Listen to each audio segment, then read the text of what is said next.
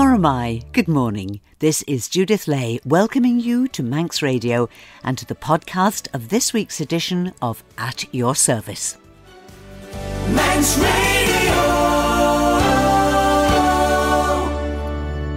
On the programme today, a major art exhibition is coming to the island next weekend, and we have the story from Reverend Steve Ingrouille.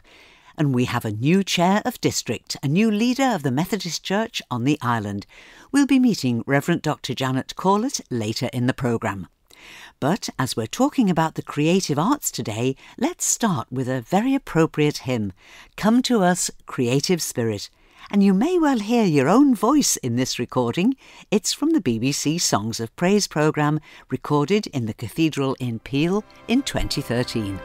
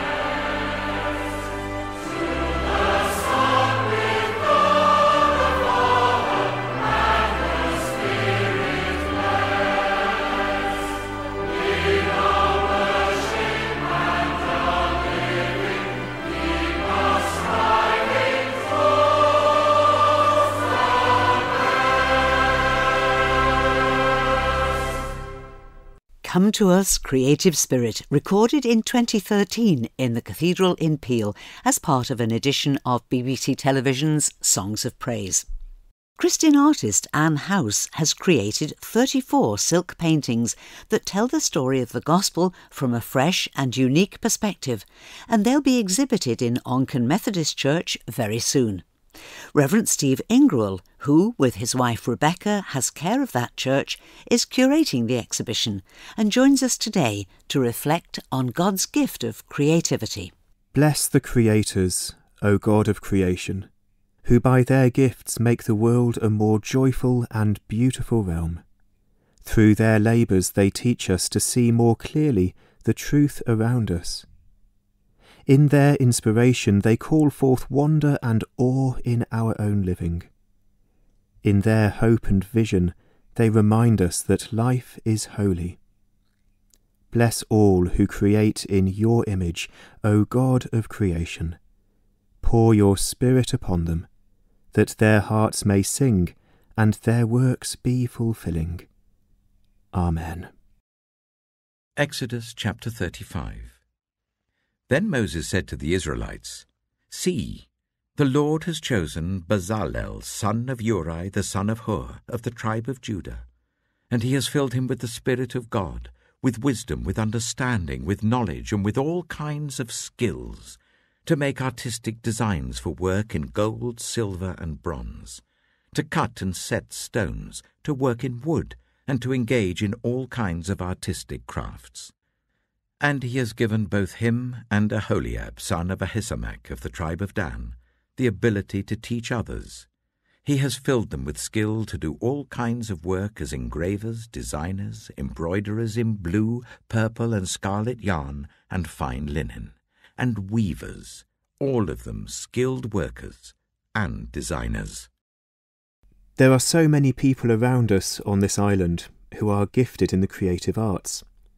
I've recently been to the Isle of Man Art Society exhibition at Braddon Church Halls, and there's some wonderful creativity on display, with a variety of different mediums being used, some using oils or acrylics or watercolours, some sculpting in glass or clay, and I find a growing appreciation of the skill of others in this area, since during the second lockdown I took up painting myself. During the first lockdown I discovered the joy of painting on BBC4 with the wonderful Bob Ross, and throughout every episode he's always saying it's as simple as that, anyone can do it. And one of my daughters then bought me a set for Christmas, and I gave it a go. I stood in front of a TV and I followed, having paused each bit that Bob created on his canvas and tried to replicate it on mine. I came to the end and my daughter came in and she said, "Oh wow, I thought you were going to completely mess it up, Daddy." To be fair to her, I thought that too. And I don't claim to be much good at art, but I am learning to enjoy that form of expression and the creative release that it brings. I'm also learning to see the world through an artist's eye and find that this is enhancing my enjoyment of its beauty and the God who made it. I believe that whilst God singles out some individuals to use creative gifts for specific purposes, such as Bezalel being commissioned by God to create the decorations and furnishings in the tabernacle, all creativity ultimately has its origin in the creative spirit of God. In his letter to the churches, James says that every good and perfect gift is from above, coming down from the Father of the heavenly lights, who does not change like shifting shadows. And the artistic gifts that some have are a part of how they are made by God, the Father of heavenly lights. And when those gifts are given back to God, something even more amazing happens, and the work they produce is elevated to speak of his love and sing of his glory. The Lausanne movement wrote a report called Focus on the Arts, Truth and the Arts in Mission, in which they say this: "We possess the gift of creativity because we bear the image of God. Art in its many forms is an integral part of what we do as humans and can reflect something of the beauty and truth of God. Artists at their best are truth-tellers, and so the arts constitute one important way in which we can speak the truth of the gospel. Drama, dance, story, music and visual image can be expressions both of the reality of our brokenness and of the hope that is centred in the gospel that all things will be made new." Perhaps each one of us needs to get a bit better at offering to God our whole lives, recognising that every talent we have ultimately comes from the one who made us. We've seen recently some Olympians and now Paralympians who talk of competing for the glory of God. But I also thank God for those musicians and artists, writers, poets, gardeners, whoever they are, who do what they do because they enjoy using the gifts God has given to them and seeing something in expressing those gifts as a way of offering that back to God. Offering all we have to God, in whatever form that takes, is a truly important part of the Christian discipleship for each one of us.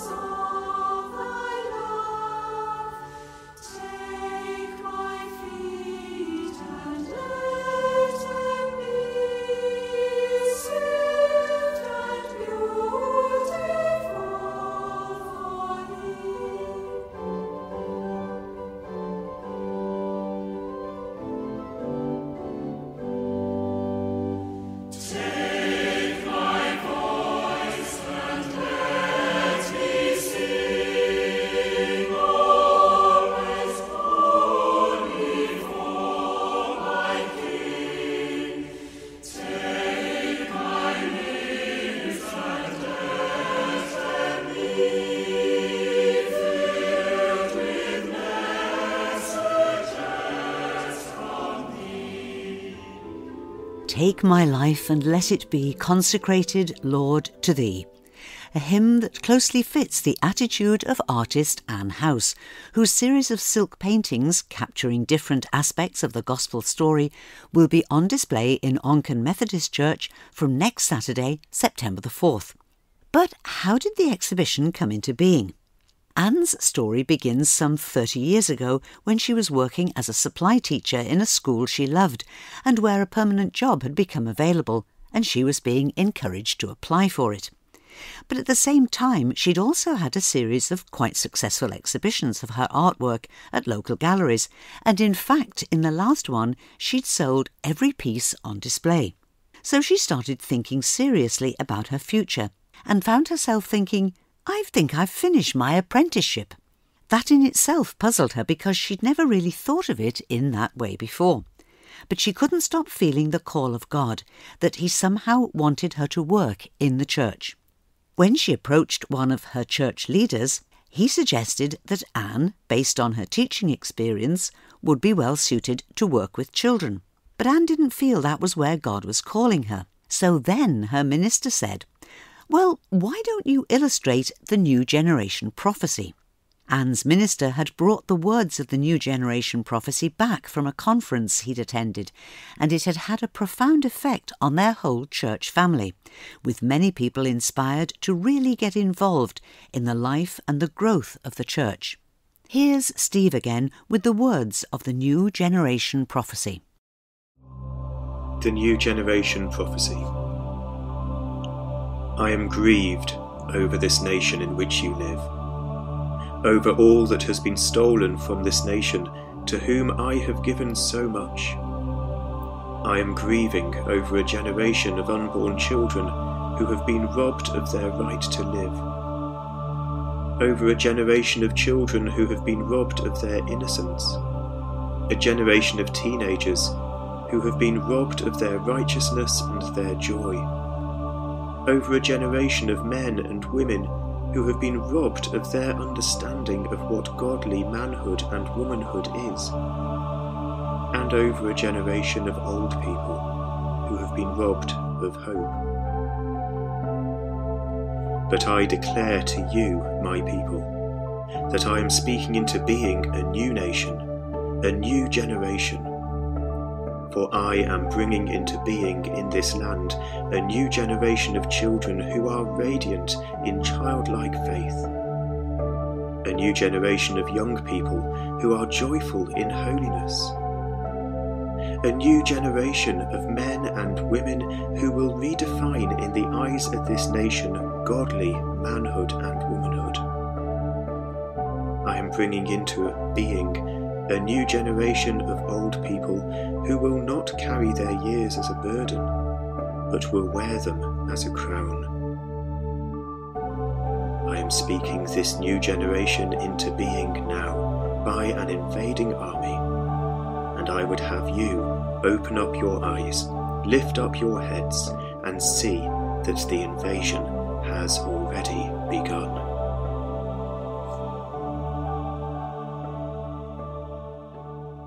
That's the New Generation prophecy, and once artist Anne House had read it, she couldn't stop thinking about it. Her minister had suggested that she use her artistic ability to illustrate it, but even though Anne didn't feel she could do it, she felt equally strongly that she should try.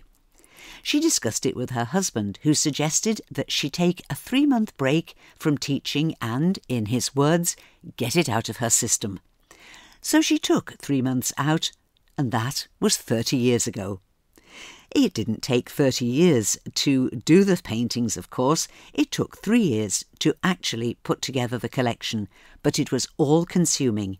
Anne says she had no idea what she was doing. She says, suddenly, instead of painting nice pictures that people wanted to put on their walls to go with their curtains or whatever, I was painting serious stuff, and it quite shocked me, really. Her minister looked at the first piece and was encouraging, so Anne thought that perhaps she would do a few more. She didn't realise that 3 years later she would end up with 34 panels. So how does Anne do it?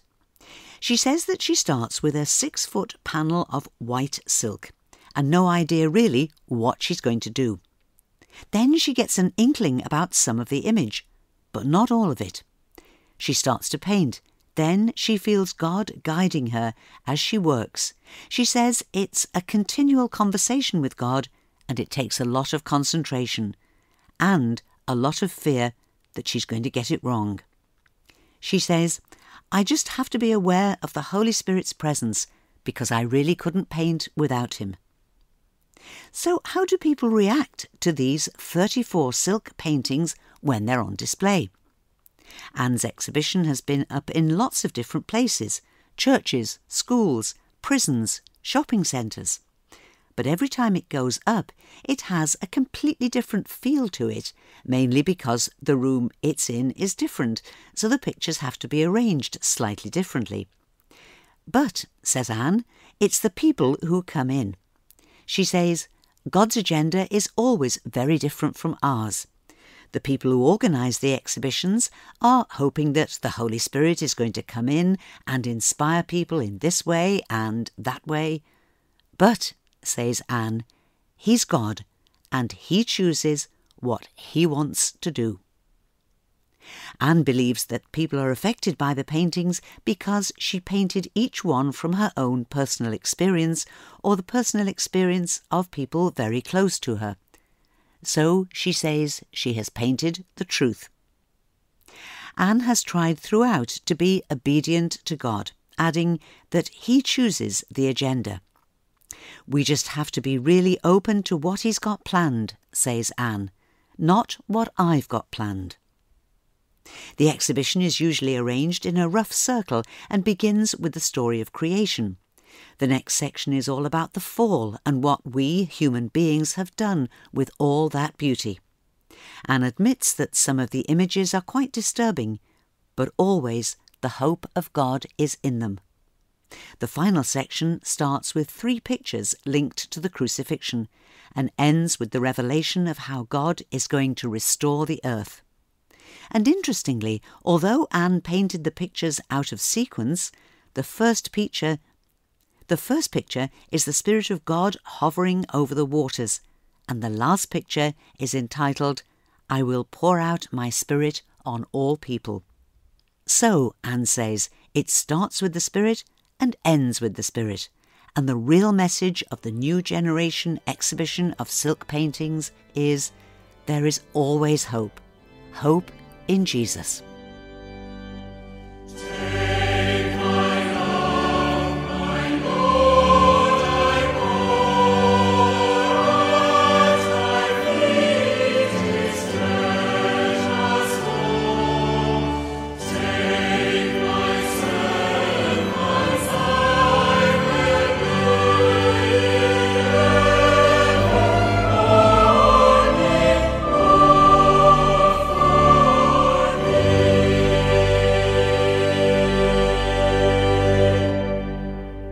Thanks to the Reverend Steve Ingrouille for joining us this morning. I hope that as a result of what you have heard, that you will feel drawn to see the exhibition for yourself. And Steve has the details of how, where and when you can do this. So the exhibition will be up at one of the churches Rebecca and I look after. That's Onchan Methodist Church, which is on the main road in Onchan, very easy to find, with bus stops in both directions and additional car parking just over the road.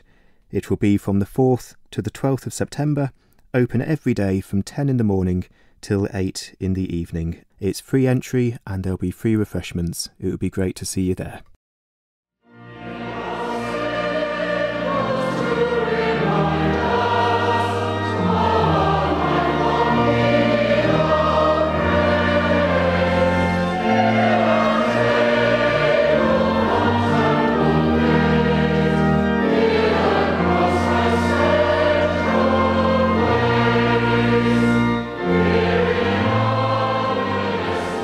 Well, we put a truly Manx stamp on a splendid service of welcome in Trinity Methodist Church at Rosemount here in Douglas yesterday evening, with the words, God is here as we his people meet to offer praise and prayer, sung, as you can hear, to a very familiar tune. The welcome was for Reverend Dr. Janet Corlett as Chair of District and Superintendent of the Circuit, the leader of the Methodist Church on the island. Reverend Janet will also be Minister of Trinity and Promenade Methodist Churches here in Douglas. The service involved other Methodist ministers from around the circuit, and Reverend Janet was also welcomed by representatives of other Christian denominations and by civic leaders. After the service, Janet stood outside Trinity Church so that everyone had a chance to stop and chat out in the fresh evening air. Janet is Manx-born and bred. Her parents live in Onchan and attend the church there. But in this very brief chat, I asked Reverend Janet why she is both Chair of District and Superintendent of the Circuit. Well, in most of Methodism, a district would have several circuits, and that's how it was in the Isle of Man previously. But the circuits were amalgamated into one circuit with a superintendent and one district with a chair. It used to be 2 people, but now we've got one. And it's you. And it's me, yes. Now, it would seem like the dream position for you, coming back to your island and coming back in a position of leadership. Were you really excited at the possibility that this could be you? I think excited but humble and sort of scared a little bit. You know, when God moves, you know, when the call comes, it's usually don't be afraid, but I'm with you. So I'm really glad to be home. I don't think I ever imagined I would be coming home as the Chair of District, but I think God gave me various nudges, and I guess I've avoided leadership for a while. But Janet, you bring a wealth of experience. I mean, we talked a few years ago when you were involved in a huge international conference that required an awful lot of planning, and for you it was a very fulfilling and enriching experience. You've been in a quite challenging area of London, you've been to Yorkshire. You bring a great breadth. Yes, I think what I've learnt from being in some really tricky places is you have to grow your roots into God in prayer. And you know, it's so easy to end up serving the institution or serving the congregation even, or your own ego. One of the things I'm really sure about here is I'm here to serve God and to help other people serve God. And to do that and to stop the other things encroaching, you have to find God in the silent places and in the prayerful places. And that's another brilliant thing about coming home with the Isle of Man, coming with so many places of prayer and the spirituality network and the retreat centre, and you know, all that stuff it's really exciting. And you were welcomed by representatives from the other denominations. So do you look forward to working ecumenically then? Absolutely. Thank you, Judith. It was a very warm welcome and I'm really happy to be here. Friend, colleague and chair of the Liverpool district of the Methodist Church, Reverend Dr. Cheryl Anderson, travelled to the island and preached the sermon at last night's service. We chatted afterwards when she reflected on the benefits of Janet's Manx upbringing, coupled with the extensive experience gained through her years in ministry so far. I know when I've had conversations with Janet about this, it's this sense of returning to something, but also like for the first time. That sense of bringing a whole wealth of experience away from the island and being able to bring that back to something that she's deeply, deeply rooted in. So I'm very excited for her in this new appointment, and I'm very excited for the island as well. I live in Liverpool, I'm the chair of the Liverpool district, and just moving from where I was in London to Liverpool, that's a big kind of cultural change.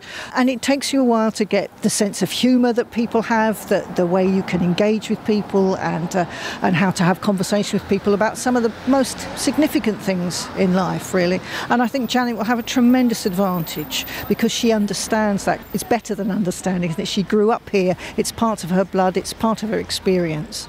And she will bring so much because of that.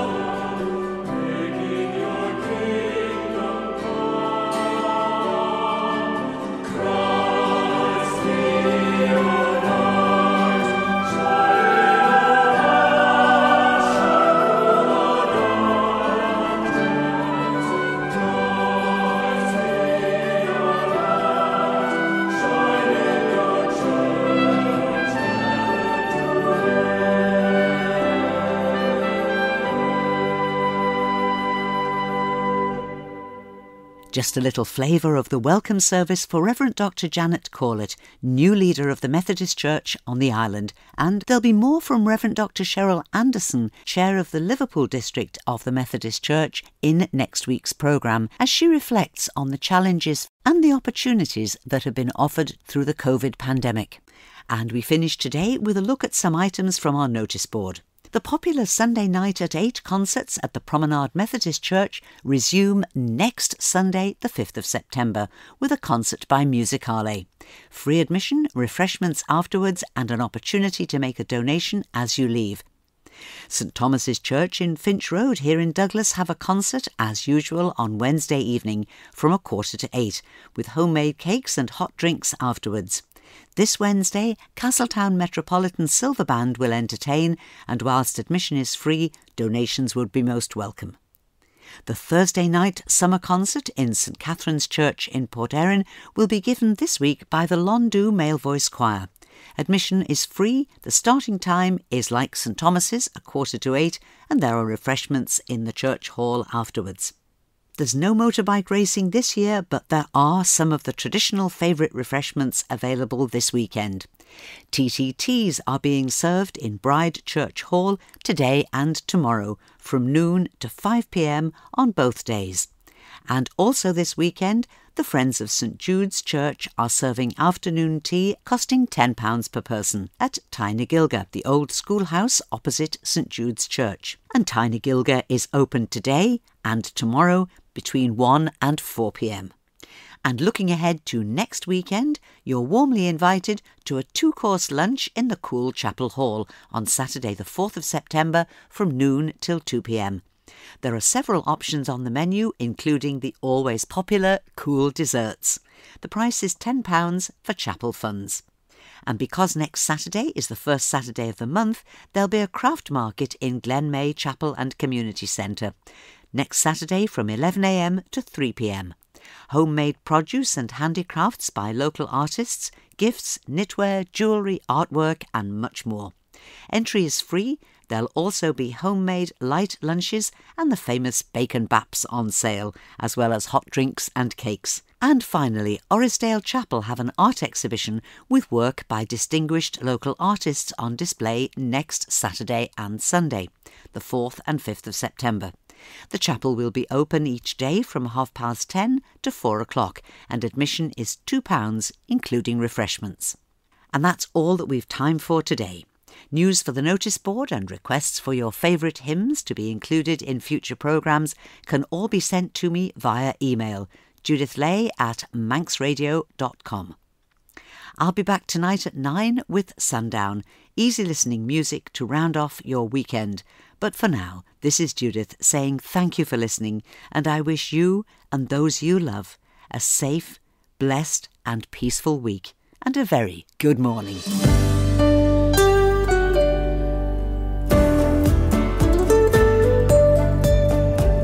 The Nation Station, Manx Radio.